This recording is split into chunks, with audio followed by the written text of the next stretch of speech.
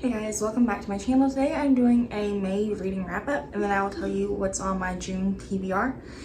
Before I get started, I will say that only three of the books, the first three books I mentioned in my May wrap up were on my May TBR because at the beginning of the month I was in a little bit of a reading slump and I wasn't sure if I was going to get out of it at any point. So I started off with really low expectations and then I just kept reading.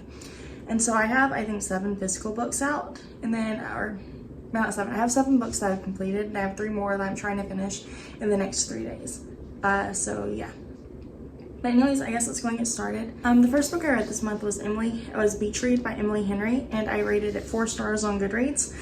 This is about 2 authors who are more or less rivals. One of them seems to think they're a rival more so than the other one does. And they end up at neighboring beach houses, and while they're there, they meet without meeting really first, and then they actually find out who each other is who each other are whenever they're at a bookstore at the same time. And somehow they end up coming up with a bet to write each other's genres. And throughout that, like, they kind of take little field trips together while they're learning about the other one's preferred genre to write in. And throughout that series, they kind of fall in love. And it was a really cute book. It was really fun to read. And I would definitely recommend if you just want something that's kind of cute and light and easy to read. Right, so the next book I read in May was Emergency Contact by Mary H.K. Choi. This book was one that I wasn't for sure if I was going to like. So it was like, it kind of intimidated me because before I got it, I was really excited to read it. I was so happy, and then I got it and it's on my bookshelf. I was like, oh no, what if I don't like it? So I did rate this one 4 stars on Goodreads, and I actually really liked it. I thought it was really cute. At first, I didn't like Penny very much. She seemed very much not like the other girls and was kind of overly judgmental, but also constantly pushing people away, but then kind of feeling lonely almost at times. And then Sam, just kind of, his life isn't where he wants it to be. And I thought it was interesting because whenever I read the book, I assumed their first meeting would be when they became emergency contacts. But I like that they met first and like under different circumstances, and then she runs into him again, and that's how when they actually become emergency contacts. But yeah, this was definitely a really cute read to me as well. Just Penny, she gets better as you keep reading, like as she matures a little bit towards the end, but also as you kind of learn more about her past and why she becomes easier to sympathize with. The third book that was actually on my May TBR was The Fault in Our Stars by John Green. I lost my dust jacket, so there you go. This was a reread. I believe this was the 3rd time I've read this book. I read it twice in high school, and it was probably one of my all-time favorite books whenever I was in high school. So it was definitely like a nice reread. I rated it 5 stars in high school, so I just went ahead and kept that rating. Although if I'm being realistic now, I would probably rate it closer to 4, just because I think reading it as an adult, I still love the story and I still love this book. But like I could see flaws that like high school me overlooked. Like so the story's about a girl named Hazel who has cancer, and it's more or less terminal, but because like there's no treatment, they're pretty sure she's not going to be cured. So their idea is just to manage and prolong her life and keep her comfortable. And then she meets Gus at a support group for kids who have or had cancer, and they kind of start falling for each other. And he uses like his last wish that he didn't use whenever he had cancer, to like take her to meet her favorite author. Things don't go as planned, and then he ends up admitting to her that his cancer actually came back. So it was still a really sweet book. I still really enjoyed it, and I still cried at the end. But Augustus's character I didn't like as much this time around, and I think it's because like I kind of like, now that I'm a little more mature, I could ignore the overly romanticized dying teenage boy thing and kind of see like he can't just be happy having his family and Hazel and his friends loving him. He wants to be remembered by virtually everyone. So that's kind of sad, but also, I mean, it's a flaw, but it's his flaw. But yeah. Right, so from here on out, the books were not on my May TBR, but I just had to read a lot this month. The next book I read was Clap When You Land by Elizabeth Acevedo. This book was one that I told Chris and my family that as soon as it came out, I was going to get it. And so I pre-ordered it the day before it was released. And I was so excited. I really love Elizabeth Acevedo's books that I read. I really love The Poet-X. I read it in one sitting. I read the With the Fire on High really fast as well. And so I knew that I was going to love this one. So I ordered it, and yeah, let me tell you what it's about real quick. Oh yeah, also I rated it 5 stars on Goodreads. But it's about these two sisters who I think they don't really know each other exist. One lives in the Dominican Republic and she sees her father during the summer, so for about 3 months a year. And the other sister lives in New York and she sees her father pretty much all year, about 9 months of the year, whenever he's not in the Dominican Republic. And then one summer, he's on his way to go see his daughter in the Dominican Republic, and his plane crashes, and he dies, and so as do all the other passengers. And like, you kind of see the girls' struggles to like come to terms with their father's death, but also adjusting to life after their father's death. And then it seems like everyone but them knew that their father was living like a double life. And so eventually, Yahira, she's the sister who lives in New York. She ends up going to the Dominican Republic because that's where her father wanted to be buried. She kind of had to sneak there because her mother didn't want her to go there. And then Mino, I guess like kind of helps her sneak there. And there's a lot of stuff like in between, leading up to that, and also after, that I don't want to spoil too much. But in the end, the girls do both end up going back to New York together with Yahira's mother. And I'm hoping I'm pronouncing their names correctly. I'm very sorry if I'm not. But yes, I loved this book. Also, I will go ahead and say too, real quick, this was told from both girls' points of view, and it was told in poetry format. And at first I was a little nervous, like even though I knew I was going to love the book, I was nervous that I wouldn't be able to tell their voices apart, but I feel like I could really tell their voices apart. And also, quick bonus, because Elizabeth Acevedo's hardcovers are beautiful. There's the back, and there's the front. So the next book I read was The Flatshare by Beth O'Leary. And this book, I rated this book 5 stars on Goodreads. This book was about 2 people named Leon and Tiffy. Leon needs a little extra cash, so he puts either an ad in the paper, online, or somewhere, I don't remember where, for a flat share. He just needs a roommate who will be there only on like weeknights and weekends. And then Tiffy, she is just getting out of a long-term off and on again relationship where she needs somewhere cheap to stay because she essentially owes like her ex back rent, and also the ex turns out to be kind of crazy. But anyways, they end up rooming together, and it's like ends up being a unique situation because Leon works nights. I think it's a hospice or something like that, but he works nights at a hospice, so he only needs the apartment during weekdays, and he has a girlfriend at first, so he spends weekends at her house. Whereas Tiffy, she works a day job at a publishing company, so she gets the apartment during weeknights and weekends. So it seems like a really good arrangement. It works really well for them. Other than that first phone call, no, maybe text message, where she like requests more information about the apartment, they communicate primarily through like post-it notes left around the apartment for a long time, and that was really cute. Like they could have like just full conversations over a couple of days with just the post-it notes, and it was really sweet to read. And they start texting at some point. I can't remember what happened that led to the texting. And then they actually, when they end up meeting for the first time, it's really funny. It's a really awkward situation, but it was cute, and it added a cute moment to the story. And then they actually become real friends, and they see each other in real time and stuff. And then they do eventually get together. But yeah, this was a really cute. The next book I read wasn't like as cutesy and happy as all the other books I've read this month. Clock When You Land probably couldn't be considered cutesy or anything, but it's not as heavy as the book I'm about to tell you about. But anyways, the next book I read was Monday's Not Coming by Tiffany D. Jackson. I rated this book 5 stars on Goodreads. And maybe I'm just not hard to please, but I loved this book. Like I said, it's about this girl named Claudia, and her best friend is like nowhere. She's missing. No one knows what happened to her. Claudia gets home from visiting her grandmother for the summer, and she asks her mom, hey, where's Monday? She never sent me any letters over the summer like we normally do. I haven't heard from her at all. And then her mom's like, oh, I'm sure she's just busy. You'll probably see her later. Kind of just dismissing it.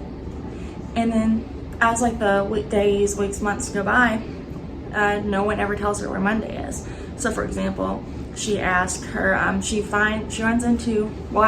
she goes to Monday's house, and Monday's mom tells her to mind her own business. Monday's not home. And then she runs into Monday's older sister, Taylor, and Taylor tells her, mind your business, she's at her aunt's house. And then I think Monday's mom tells the school that Monday's with her dad or something. Like, it's just a lot. But no one seems as concerned as Claudia is about where Monday really is. So ultimately there's a big twist at the end, and you kind of find out why no one was concerned, and it makes sense. But I wasn't expecting it. Like, after you read about it, you can kind of see like where the twist makes sense, but I wasn't expecting it. And this was a really good book. I was stressed the whole time, but like in a good way. Like, it was that good stress that makes you keep reading, but also makes you constantly want to put the book down because you can't keep going, but you have to keep going. So yeah, great book. The next book I read is This Close to Happy: A Reckoning with Depression by Daphne Merkin. And it's like she's telling you her lifelong story of depression. She kind of tells you like her experience with depression as a child, because she had childhood depression. And she seems to be like strongly of the belief that there's a very good chance that she really truly believes that maybe her childhood is what's caused her to be depressed her whole life as an adult. She's had 3 separate instances of having to take herself or being taken to a mental hospital or psych ward to kind of get help, because she's also lived with suicidal thoughts for her whole life. So it's a really interesting book. I will say that if you have like any, if you think you might be triggered by mentions of suicidal ideation, and at times she kind of gets like graphic in her description of her thoughts of it and how it would be done, maybe don't read this book because it might be a little triggering. But it was really interesting to read her perspective, especially because you don't hear a lot about childhood depression, because she was 8 the first time she went to a mental ward. Anyways, yeah, that was a really good book. I was really interested in her life. I did not rate it though, because she's a real person. All the people in her book are real people, and all the events in her life, as far as we know, are real. So I didn't feel comfortable rating that one. The next 3 books that I'm going to talk about are books that I have not finished yet. But there's 3 days, and I think I can do it. So I'm going to try. Which, the first book that I'm going to talk about that I haven't finished yet, that are going to be finished in May, is Untamed by Glennon Doyle. I have about 80 pages left at the time of filming this. And I'm really excited to read this book, or I'm really excited about this book. It's so good, it's so well written. I love the way it's written, because it seems like it's like a series of personal essays where sometimes the years and stuff are out of order, but like the way that's organized by topic, and I'm loving it. It definitely seems like it's about empowering women and like coming into yourself and being more confident in yourself. So it's definitely like, I guess, along the lines of a motivational self-help book maybe, but I'm really enjoying it. So far, it's seeming like it's going to probably be a 4-star rating, but I don't know for sure yet until I get to the end. But that book's going really well as well. So the next book I need to finish is Wasted, a memoir of anorexia and bulimia by Maria Hornbacher. And she kind of like in this book talks about her experiences with bulimia and anorexia. She became bulimic at a very young age. I think she was still in elementary school. And then as she grew, it eventually evolved into anorexia, and I think she had other substance abuse issues and maybe bipolar disorder, but I think those are included more so in another book by her. But I read this book for the first time in high school, so this is a reread. But I've been wanting to read this book, reread it for a while now. So yeah, I won't be rating this book whenever I do get done with it. I just want to read it to read about her perspective and her experiences with eating disorders and mental health. The last book I'll be finishing this month is An Unquiet Mind, Memoirs of Moods and Madness by Kay Redfield Jamison. And this is about her experience with bipolar disorder. I don't know if she has bipolar disorder 1 or bipolar disorder 2. And I'm assuming I'll find that out when I read the actual book. But her experience is really interesting because she's actually a psychologist. She has a PhD in psychology.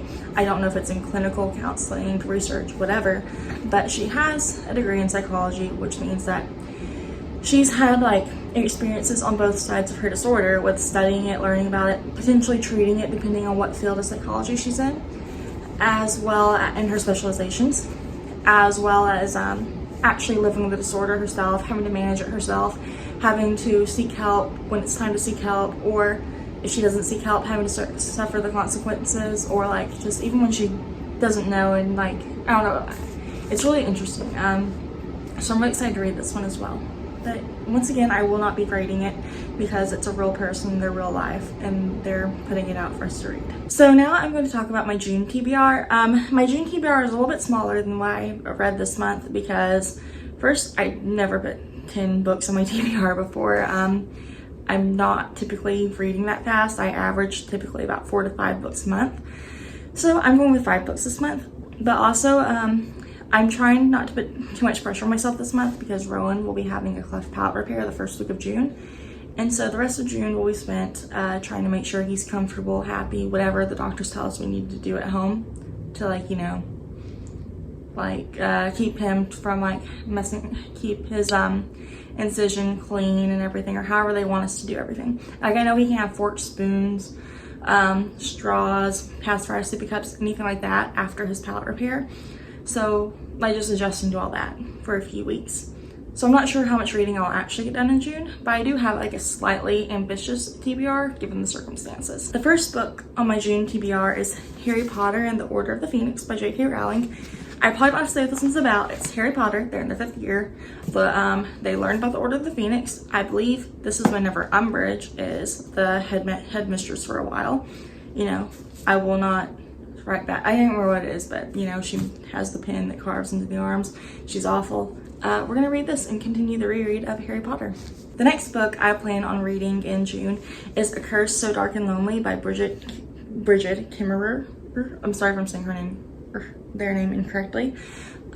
This book is, I actually didn't realize it, but this book's apparently a Beauty and the Beast retelling. I was watching a video the other day about Beauty and the Beast retellings, and this book was mentioned. So this book is about a prince named Ren who has to relive his 18th year every year of his life, I think, until he can find someone to fall in love with him. And I think he's got like the beast, like the curse where he like also doesn't look particularly attractive, like he looks like a beast.